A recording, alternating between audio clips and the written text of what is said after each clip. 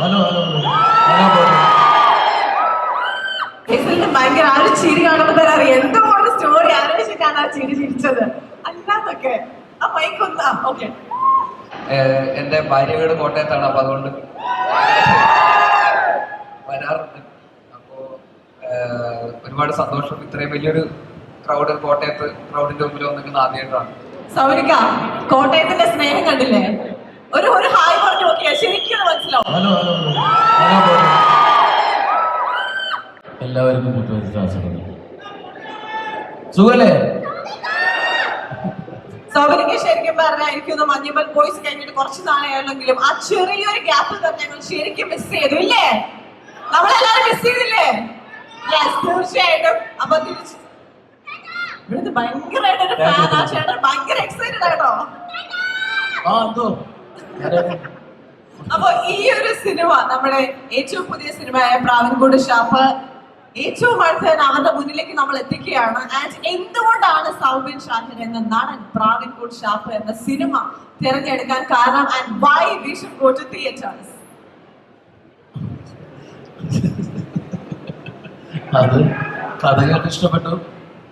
ശരിക്കും പ്രാവൻകൂട് ഷാപ്പിന്റെ നമ്മൾ കുറച്ച് പേര് കുറെ വർഷം മുമ്പ് കേട്ടൊരു കഥയാണ് ശ്രീരാജ് എഴുതിയിരിക്കുന്ന.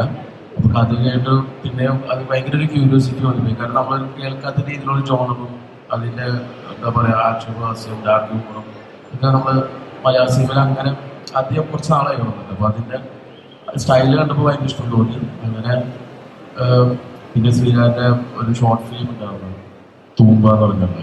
അതും കൂടി കണ്ടുകഴിഞ്ഞപ്പോൾ കണ്ടോടനെ ശ്രീരാജത്തിൽ ഓടി വന്നു പറഞ്ഞു.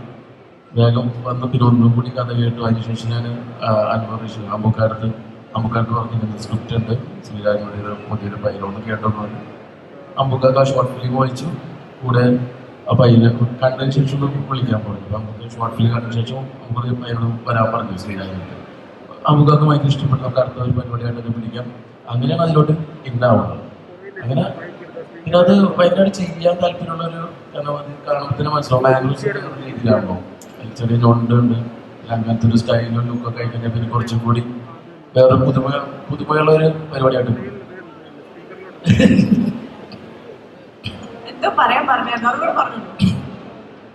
കഥയും കൂടി പറയണം. 2 ദിവസം കൂടി ഉണ്ട്. എല്ലാവർക്കും വളരെ ഇഷ്ടപ്പെടും. കാരണം വേറൊരു പുതിയ രീതിയിലുള്ള ഒരു ജോണറാണ്. ഉറപ്പായിട്ടും ഇഷ്ടപ്പെടും. ഉറപ്പാണ്. അപ്പൊ നമ്മുടെ കഥ പോകുന്നത് ശരിക്കും പറഞ്ഞ ഒരു ഷാപ്പിലാണ്. അപ്പൊ എന്തായാലും നമ്മുടെ നാട്ടിൽ ഷാപ്പിൽ ഒരു പഞ്ഞമില്ല. തീർച്ചയായും നമ്മൾ എല്ലാവരും ഷാപ്പിൽ പോയിട്ടുള്ള ആൾക്കാരാണ്. എന്തെങ്കിലും ഒരു മെമ്മറി ഉണ്ടോ ഷാപ്പിൽ പോയിട്ട് മറക്കാൻ പറ്റാത്ത ഒരു മെമ്മറി? അങ്ങനെ എന്തെങ്കിലും ഇൻട്രസ്റ്റിംഗ് ആയിട്ട് സ്റ്റോർ ചെയ്ത് സംഭവിച്ചിട്ടുണ്ടോ? ഇല്ല, അങ്ങനെയൊന്നുമില്ല. ഷാപ്പിൽ പോയിട്ട് നല്ല ഭക്ഷണം കഴിക്കാൻ കൂടുതൽ ഫ്രണ്ട്സിനായിട്ട് കൂടുതൽ അവിടുത്തെ ഭക്ഷണം കൂടുതൽ കഴിച്ചത്. അപ്പൊ ഷാപ്പ് ഭയങ്കര ഇഷ്ടമാണ്.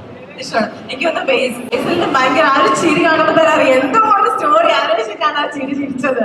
അല്ലാതൊക്കെ ആ മൈക്കൊന്ന് ഓക്കെ.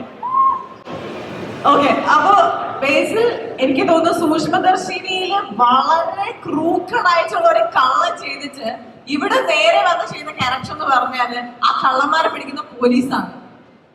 എനിക്ക് തോന്നുന്നു തൊട്ടതെല്ലാം പൊന്നാക്കുന്ന ആളായിട്ടാണ് ബേസിൽ ജോസഫ് എന്ന നടൻ ഇപ്പൊ മലയാളത്തിൽ നിൽക്കുന്നത് എന്നാണ് നമ്മുടെ പ്രേക്ഷകർ പറയുന്നത് അല്ലേ? അപ്പൊ ഇതിലേക്ക് വരുമ്പോ എന്താണ് എക്സ്പീരിയൻസ്? Please share.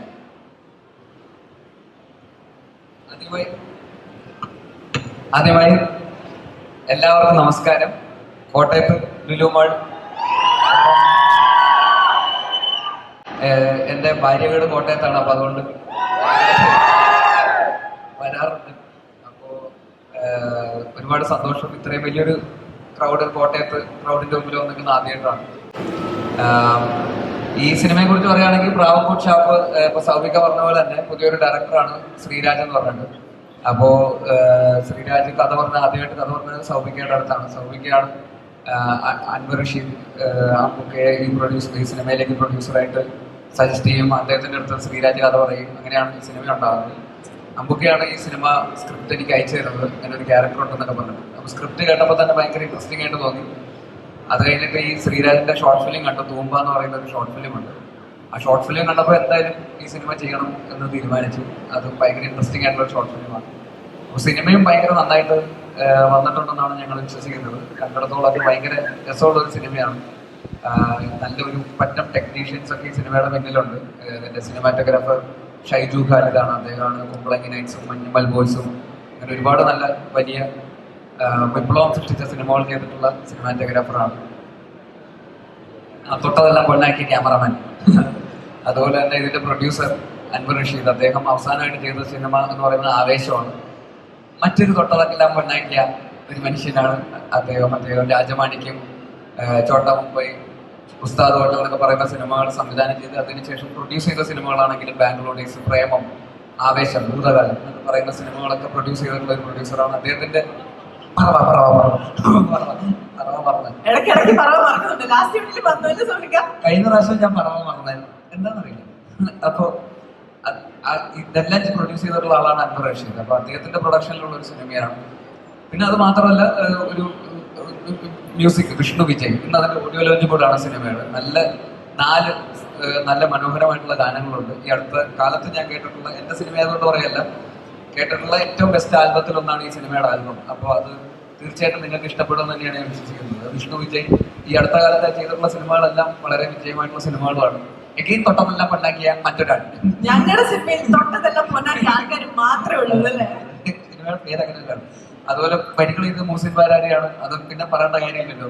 തൊട്ടത് പിന്നെ ഓഫ്കോഴ്സ് ഇതിന്റെ കാസ്റ്റ് ആൻഡ് ക്രൂ പറയുന്ന ഇവിടെ നിൽക്കുന്ന ശബരീഷ് ചേട്ടനും നിയാസിക്കയും ശിവജിത്തും ഉൾപ്പെടെ, അതല്ലാതെ ഒരു പറ്റം പുതിയ ഒരു സെറ്റ് ഓഫ് ആക്ടേഴ്സ് ഈ സിനിമയിൽ അഭിനയിച്ചിട്ടുണ്ട്. ഒരു നാടക നടന്മാരൊക്കെ കുറെ പേര്, അവരും വളരെ പ്രതീക്ഷയോടെ അവരുടെ ഭയങ്കര കുറെ കാലത്തെ നാടക ജീവിതത്തിനൊക്കെ ശേഷം ഒരു സിനിമയിലേക്ക് വന്ന കുറെ ആൾക്കാരുണ്ട്. അപ്പൊ ഞങ്ങളെക്കാളൊക്കെ നിങ്ങൾ ആരും കാണാതെ എക്സൈറ്റഡ് ആയിട്ട് ഈ സിനിമയുടെ റിലീസിന് വേണ്ടി വെയിറ്റ് ചെയ്തിരിക്കുന്ന ഒരു ബിഗ് സെറ്റ് ഓഫ് കലാകാരന്മാർ ഈ സിനിമയുടെ പിന്നിലുണ്ട്. പുതിയ കുറെ നടന്മാർ. അത് അപ്പോൾ അവർക്കൊക്കെ ഈ സിനിമ വലിയ ഒരു ഇവന്റ് ആയിരിക്കും. അപ്പൊ അവർക്കും കൂടെ വേണ്ടിയിട്ടാണ് ഈ സിനിമ സംഭവിക്കേണ്ടത്, ഈ സിനിമ സക്സസ്ഫുൾ ആവേണ്ടത്. അപ്പൊ തീർച്ചയായിട്ടും നിങ്ങൾ ഈ സിനിമ പോയി കാണുക. ഞങ്ങൾ എല്ലാവരും വളരെ എക്സൈറ്റഡ് ആയിട്ട് നോക്കി കാണുന്ന ഒരു സിനിമയാണ്. എന്തായാലും സിനിമ നിങ്ങൾക്ക് ഇഷ്ടപ്പെടും എന്ന് തന്നെയാണ് ഞങ്ങൾ വിശ്വസിക്കുന്നത്. അപ്പോൾ കണ്ടിട്ട് നിങ്ങൾ ഇഷ്ടപ്പെടുവാണെങ്കിൽ നിങ്ങൾ നാലാളോട് പറയുക. തീർച്ചയായിട്ടും നിങ്ങൾക്ക് ഇഷ്ടപ്പെടും എന്ന് തന്നെ ഞങ്ങൾ വിശ്വസിക്കുന്നു. Thank you so much.